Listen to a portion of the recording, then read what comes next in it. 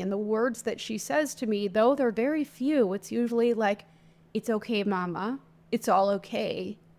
The way that she says it, it suggests that, you guys, I'm crying right now. It's not, I'm not crying from pain. That's the faith. Is that I feel such overwhelming love. But the way she says it gives me this idea that there is no time. There's no, like, that the time is an illusion. That whatever happened before, and even the interruptions in our time together, it doesn't matter. You are listening to the Beyond the High Road podcast with Shelby Milford, episode number 196. Stay tuned. Welcome to Beyond the High Road, a podcast dedicated to healing your heart and life following the grief of alienation. I'm your host, Shelby Milford, a twice-certified life coach specializing in post-traumatic growth. If you're experiencing the effects of alienation and you're ready to heal, then this show is my love letter to you. Stay tuned. Well, it looks like me and my door analogy pissed a lot of my favorite parents off last week. I saw the numbers. I saw exactly where a bunch of you clicked off, maybe rage quit, annoyance quit, however you want to say it. You clicked off right at the 20-minute mark. And I do want to say that I completely get it.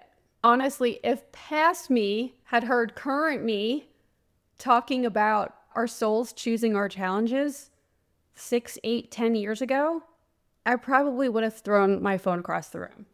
Maybe even written some choice words in the comments, you know?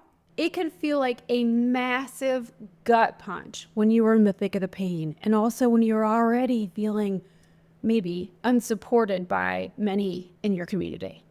I get it.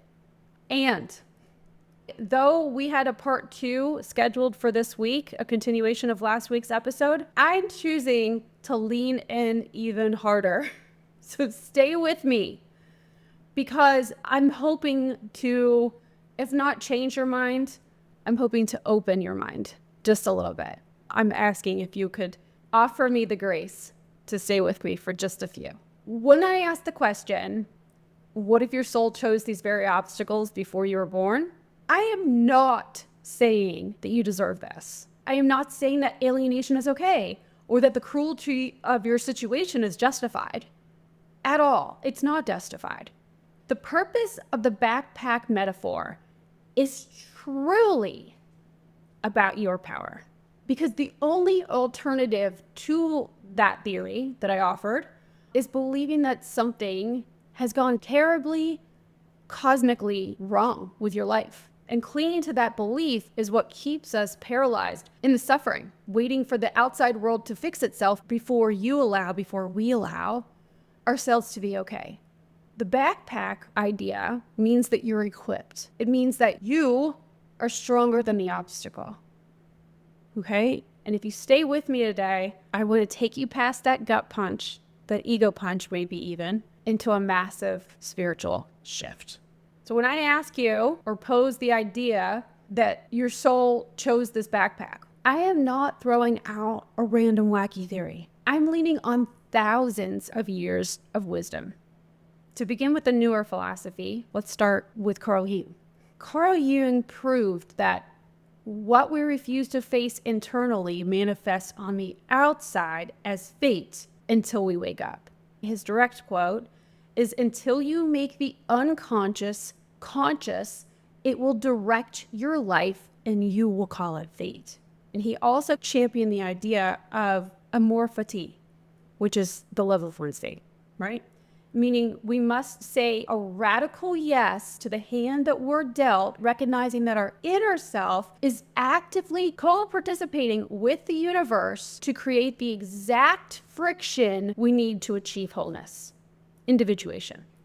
Even Plato argued that we choose our life scripts and then we would forget that we chose them once we're born. But the idea is that we select circumstances that will help us grow before we're born. So the idea here is that you're not a victim of some cosmic mistake. You are executing a master plan that your soul was brave enough to sign up for. And so in a second, actually, I'm going to get into the religious contexts. I'll talk just about a few of them. If you want to know more about each of these, please, I encourage you to do your own research on this. In religious context, right, Kabbalah calls it tikkun. I hope I'm pronouncing that right, but it's spiritual repair. It's the belief that before birth, your soul looked at the map, and willingly, actively, actually, chose or chooses the exact life circumstances, your parents, the hardships, all of it, that would allow your soul to achieve tikkun, spiritual repair. And now for my Christian faith-based listeners, hear me out here.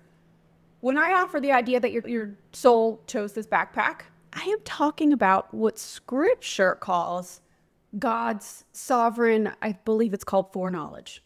Jeremiah 1:5 says, he knew you before the womb. Psalm 139 says, all your days were written in his book before they ever happened. The point I'm trying to make here is that if your days were already written, then this alienation is not a surprise to God. It's not a cosmic mistake. You were assigned to this mountain because your spirit was and is equipped to carry the tools to climb it. Those parents who are waiting around for God to strike down the other parent, waiting for karma to get to them, I want to challenge you here too. When you sit in the seat of judgment, waiting for punishment, you are locking your own heart closed. If this is you, you will end up halting your own growth. Matthew 7, if we're still on the topic of Christianity here. So Matthew 7 warns that the measure we use to judge others is the measure that will be used upon us. Okay, Matthew 5 tells us to pray for those who persecute us. Why? Because Jesus knew that harboring bitterness keeps you in a cage, keeps you in your own personal hell. The other parent, in my mind, isn't a glitch in God's plan that needs to be erased. If you would allow your focus to be removed from the other parent's punishment or from the other parent at all, really, unless it's necessary, and what the other parent's doing, their motives, their intentions, all of that, if you would let go of that focus and start focusing on your own purpose, putting down the gavel, pick up your backpack again, and just let God handle the rest, you'll notice the amount of freedom that you have. Speaking of karma, because I just mentioned it a second ago, if you're like waiting for karma to bite the other parent in the butt, that's what I used to do too. I was so hell-bent on wanting to see them pay. And I was really upset about the fact that I probably wouldn't see them pay because I never see them. This is before when I was living up at the house of mail. I was like, I really want to see it happen. I wanted to know with my own eyes that they got punished, And that kept me in that special kind of hell. Truly kept me miserable because I was always focused on them. I talk about this all the time, but I think when it comes to confronting this idea that how come they can do wrong, but I have to be perfect and I'm swimming around in a fishbowl. And anything I do, if I breathe wrong, I'm going to court. I end up in a hearing spending God knows how much money on, attorneys and fees and all the things, right? So why is it that they can get away with it and I can't? That whole mindfuck, that's what it is, will take you off the path that you're supposed to be walking. So anyway, back to karma in Hinduism and Buddhism. While karma is often misunderstood as punishment, the deeper esoteric view of karma is that the soul generates a specific curriculum that it must experience, okay, in order to burn off illusion and wake up to unconditional love, okay? In order to burn off illusion and awaken to unconditional love. I need to repeat that because anything else that's not love basically is an illusion. So the idea of karma being some punishment, being some sentence, life sentence for you, it's not so. It's much more than that. And maybe that can help you to reckon with whatever views you might have of why this is happening with you, to you. That's my objective, really, here today. is to help you to loosen your grip on the current story that you have. And I'll talk about that in a couple minutes too. Lastly, indigenous traditions around the world, Navajo, Lakota, teach their own versions of the same concept, okay? Many African traditions also. The ancestors play a role in guiding the soul to the world, and the soul then agrees to certain responsibilities that they will take on while they're here in the world. All of what I'm saying, the whole reason I'm leaning into this harder and making this argument, you guys, is to advocate for your agency, for your power. Because when you believe that your story has been derailed, how do you feel? Like inside of you, what happens when you believe that something has gone wrong? That the other parent is the devil even? How do you feel on the inside when you think that? That they need to be punished? That none of this was supposed to happen? I know, you guys, when I first adopted this, before I adopted this point of view, it really hurt me to think that this was already going to happen. It was already written or predetermined, or that this was how it was supposed to be for me, because I really loved being a mom. Like every day of my life, I can remember as clear as it was yesterday, 5 minutes ago even, standing in the Lifetime, I worked at Lifetime Fitness, standing in the cafe there. I did this on so many occasions, but talking with one of the other trainers there and telling them what a joy every new day was with my daughter. How amazing it was. Every age got better. Every day got better. There was always something that was just lighting up my world being a mom, you know? So the idea of accepting or onboarding the belief that this was all going to happen anyway made me really angry. Like, what do you mean? I am an amazing mom, and I'm not ready to give up my mom role, my identity. This is craziness. Why would anybody even suggest this? Something has gone terribly wrong. It's their fault. They're the assholes. And I'm not saying that they're not the assholes, okay? But I'll get to it a little bit. But doing that, it hurt me, and it didn't punish them. You know what I'm saying? It did nothing. I'm talking about the alienating parent and the other alienating parent, the stepmom. It did nothing to them except for maybe play into their game and cause them to be a little bit, who knows, maybe it was pleasant for them to know that they were getting under my skin the way that they were, that they had that effect on my life.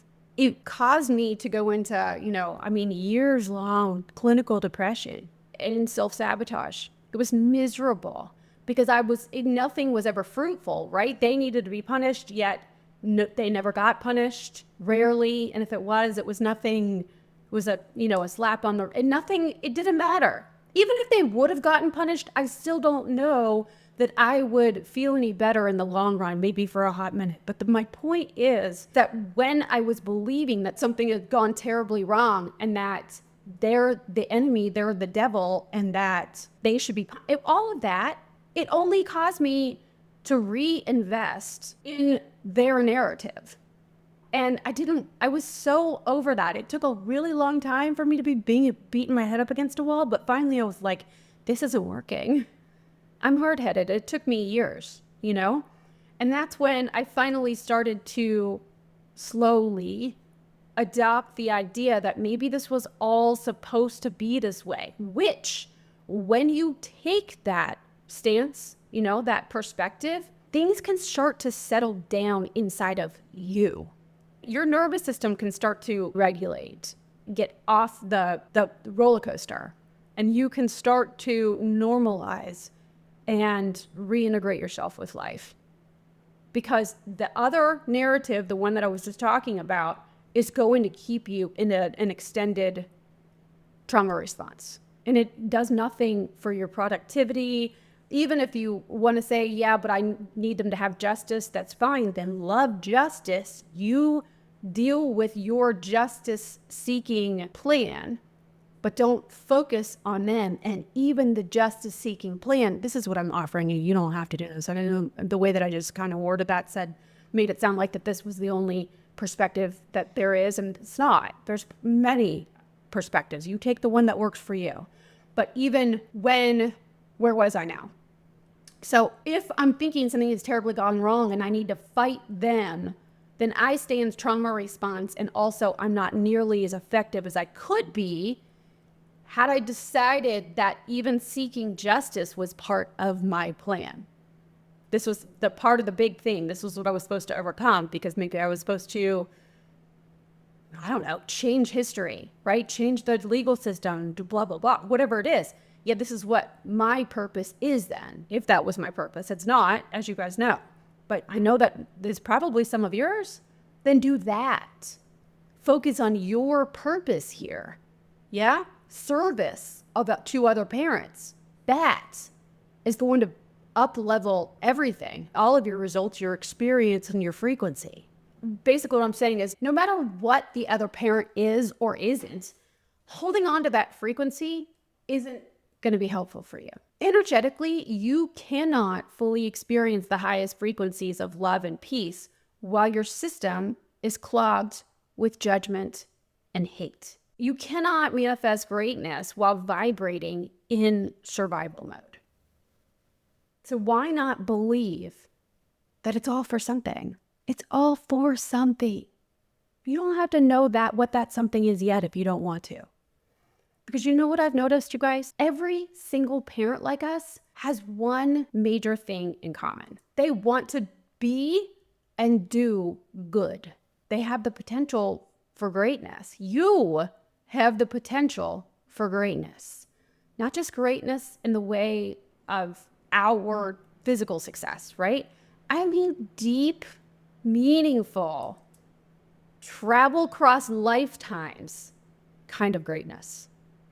This is exactly why I believe that you and I are living the exact chapter required to reveal who we truly are.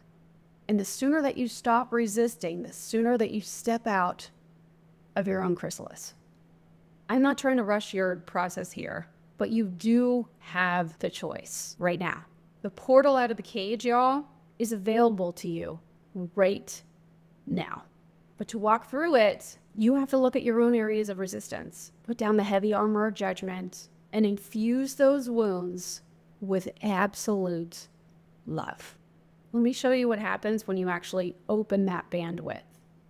I'll tell you about Scarlett, my situation or my experiences lately with my daughter. Lately, I've been having these incredibly vivid, larger-than-life visions of my daughter, Scarlett. She comes to me at all different ages, but mostly in her toddler years with the toddler voice, ages, like 2, 3, 4, 5, 6, something like that, even 7 and 8. These visions or these dream-like states that I feel like I'm in, they don't feel like memories.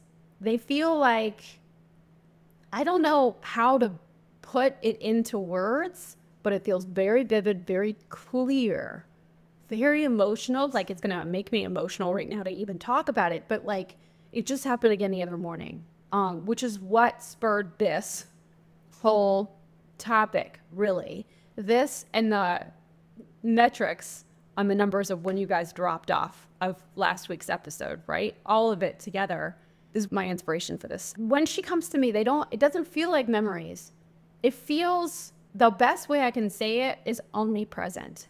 It feels completely fluid. And her voice and her face, and that's what I see is her face. And then I can actually feel her sometimes put her hand on my thigh or on my hand. And I know this sounds a little woo to some of you, but stay with me, okay? Because there's a whole point to all of this in a minute. She kind of appears holographic, if you will. That's the best way I can put it into words. And she feels wise. She sounds, though, with her toddler voice, so grounded and calm and reassured herself, knowing, truly knowing. And the words that she says to me, though they're very few, it's usually like, "It's okay, mama. It's all okay. The way that she says it, it suggests that, you guys, I'm crying right now, but it's not, I'm not crying from pain. That's the thing, is that I feel such overwhelming love. But the way she says it gives me this idea that there is no time. There's no, like, that the time is an illusion.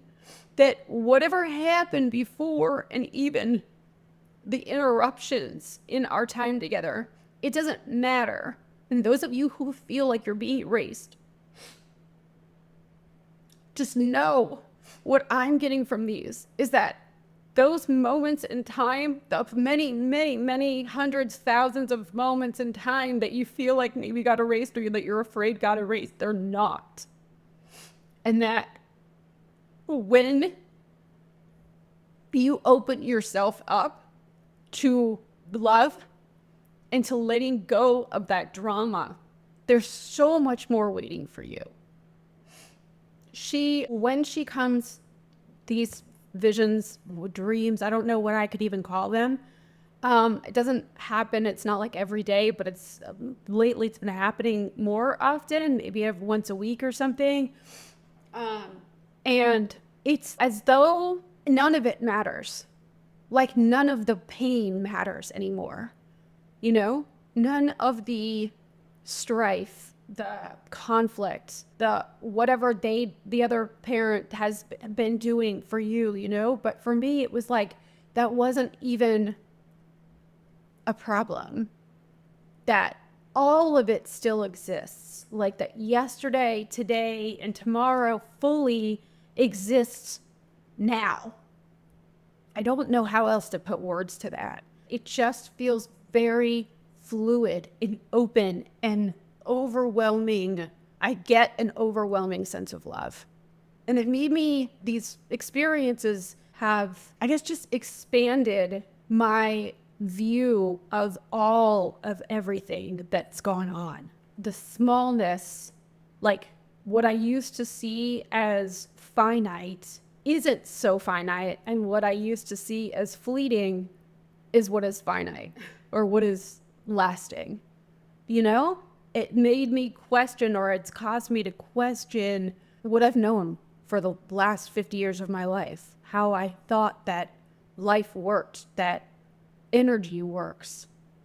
I used to look at my situation of alienation, or alienation as a whole, through a strict 3D lens. The physical world where there is silence, there's distance, there's pain, there's suffering, and it felt like a prison. You know? But my recent experiences inspired me to study the mechanics of dimensions. The physics, the fourth dimension, proves that time is a fixed map. It means that the years of deep mothering and love that I shared with her are physically anchored into the universe forever. They cannot be erased. This is Einstein's theory of relativity, right? So in the theory, the second part of that, so there's general relativity and then there's special relativity. I had to go do a brush up on this since I've been studying this the last few weeks, okay? So space and time, in his theory of special relativity, space and time are not separate, right? They're fused into one single four-dimensional fabric called space-time, okay? Einstein, he proved that the flow of time is relative, meaning there's no universal now, yesterday, or tomorrow. So time is relative. It passes at different rates depending on your speed and gravity. Two events happening at the same time for you might be at different times for somebody else. So then there's the idea of the block universe, which is because now is highly dependent upon the observer. Physicists treat the past, the present, and the future is equally real.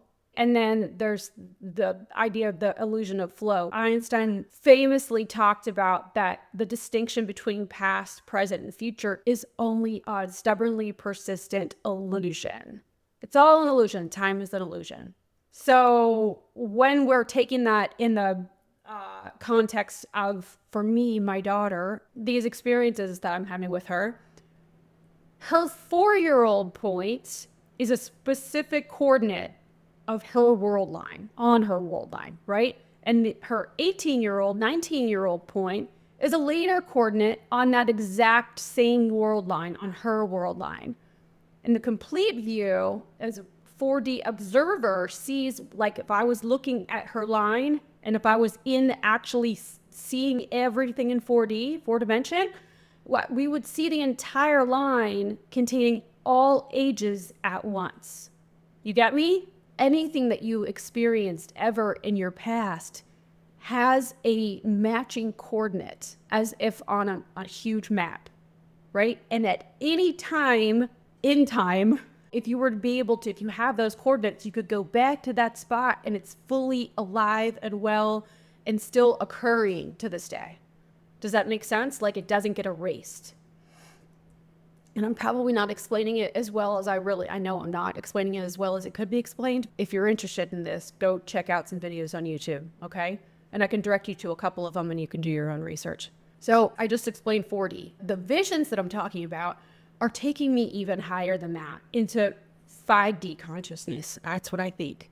You know, in 5D, time and space totally collapse into pure, unconditional love. In that space, my daughter's soul is fully aware of her whole existence. Everybody's soul is fully aware of their whole existence. But specifically about our children, or about my child, when she comes to me fluidly the way that she does, it's because her eternal soul is communicating directly with mine, completely bypassing the 3D silence of the physical world. Okay, the fact that we're not speaking right now, bypassing that completely, because this is just a drop of time in the whole existence of all eternity. You know what I'm saying? So I'm telling you this because I want you to know that your child is not gone. You are not erased forever from them. The 3D world can create physical distance, but when you heal your nervous system and clear out the survival mode that you might still be in, you open up the bandwidth to experience the real 5D truth, the lasting 5D truth. Your bond with your children is unbroken. Your history with them is safe, and the love is eternal.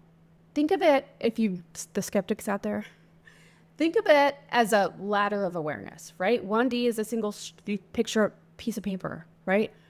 There's a great video on this that I recently watched this past week about this, from a teenager, from like a high school kid. And this was one like early YouTube video, right? 16 years ago, I think is when it was done. So I'll put a link for it in the show notes, okay?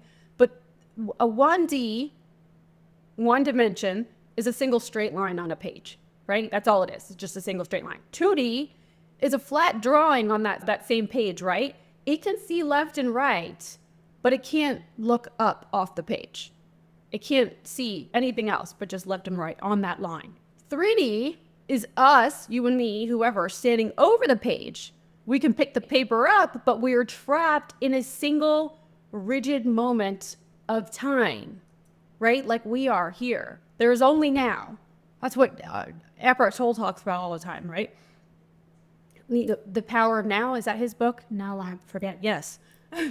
That there's only now. There's only this moment in time. That's all we have. The past doesn't exist and the future is not yet created. We have right now. So the more present you can be, the more expansive that you can become, the higher your frequency raises, because you're not muddying up all the waters.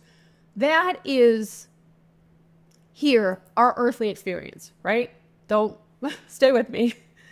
That's here on this planet, our human condition, right? On Earth, or while we're here on this Earth alive, you know, the name of the game is suffering, many of us, right? Until we learn how to evolve. And that is another reason why I think it's so important you don't have to adopt mine, but adopt some belief that works for you regarding your situation of alienation, that doesn't keep you locked up in what they're doing anymore. That advocates for your best, the best outcome, the most growth, your evolution. Anyway, back to where I was on our 3D experience, right? We're trapped into a single rigid moment of time. But when you step into 4D, you see the whole timeline at once. And then in 5D, you realize the paper, the timeline, the entire universe are made of one fluid, interconnected ocean of love. There's infinite possibility, right? And this is where I go out of my area of expertise, and then I will refer you to the experts on YouTube. And I'll put those recommendations, those video recommendations in the show notes. But one of them I watched, well, there's two. I love Maya Bialik's podcast. They're so interesting, and they're really deep dives into a lot of different subjects. But lately she's been on a kick, maybe always, but I've noticed in the last few months, she's been on a kick of existential, like what happens after life, what the meaning of life is. Then she also did recently, the reason that it just reminded me of her, she just recently had a guy on who was talking about quantum computers and how crazy, mind-blowingly fast these computers are going to be and what they can predict and all the things. That was rad to listen to. But then also she had a guy, I'm sure you guys have heard of him, Robert Edward Grant. He is a plethora of knowledge in the cryptography world, in everything, because he's considered a polymath. He considers himself a polymath. I mean, this guy has achieved, talk about when I was earlier talking about you're made for greatness and not just the outside kind of greatness.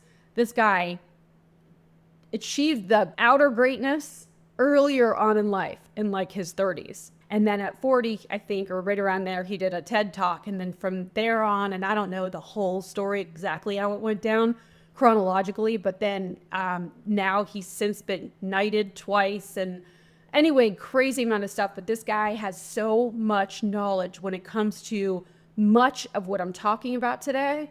So it might be another thing for you to go watch. But I'll link the things below. My ultimate goal is to help you guys to reckon with this idea that maybe it's not so bad that it was predetermined by somebody, whether that was your soul, if you don't want to believe that, because of your religious beliefs, that God, whoever, this was already predetermined. Not because you were supposed to be punished, but because you were meant for so much more. And the sooner that you allow that to be okay and stop wrestling, like resisting reality, the sooner that you can start getting on the path that you were meant to be here for. Okay? Because it's not just that you were supposed to overcome alienation. This is the way I think. This is what I'm offering you guys. It's not just that you were supposed to suffer in this life. That's not the goal. That wasn't just the end of it. Oh, yep, this is a life of suffering for you. Boom. No. And it's not about excusing what they've done. As I've already said, I just want to bring that home. It's that you, me, we, the way I see it, and many other people, thousands of years of wisdom, also believe that not only are you supposed to overcome it, not only are you equipped to overcome it, right now, how you say it, you're equipped, but after that, what you're supposed to do with it, that's for you to figure out. But that is the purpose portion of your existence here. I guess what I'm saying is I'm not saying that you're destined to a life of misery and suffering. You are here. This is a blank. And from here, the visions that I've been having of my daughter, the idea that I keep getting, the recurring theme, is that it's okay, because in the big scheme of things, you're not erased. Right now may seem long, but in the big scheme of things, it's nothing. It's a drop. Whatever little amounts of pain that and I'm human, obviously, so I'm sure that other stuff is going to come up for me. I'll release that more from my system as my system is ready for that. But for right now, whatever, and this has been a journey, But whatever pain and suffering, like that twang of suffering that many of you still get when you see a photo of them or when you think about a memory or, that you don't have access to them, that sting, that twang that you feel now, when you allow for that to be there, process that through, what I'm seeing is on the other side, that pain will be replaced with unconditional, all-knowing, all big, all present, not penetratable or interruptible, unconditional love. That's what I'm saying. The pain gets replaced with something so much better, so much more fulfilling, so much more knowing, a certainty that I never knew was possible, is what I'm saying. So I think that's all I have for you. I wanted to lean back in hard on this topic with you guys because so many of you, I think only 20% of you guys finished the episode last week. And with some things I probably wouldn't care, but with this concept I do, because I care about you and I care about your experience and I don't want to see you suffer any longer than you already have, And by the way, I maybe could have said this in the beginning. If you are new to this podcast and if alienation, like your situation has just started, this is still raw, this is not something that you need to adopt today. I definitely didn't. But I just want you to know, all of you, that it's available to you at some point when you're ready. Okay? I love you guys all so much. And I'll see you next week. And we'll pick up for the second half of what last week's episode was about, okay? Now it's a 3-episode series as opposed to 2. All right, you guys. Talk to you next week.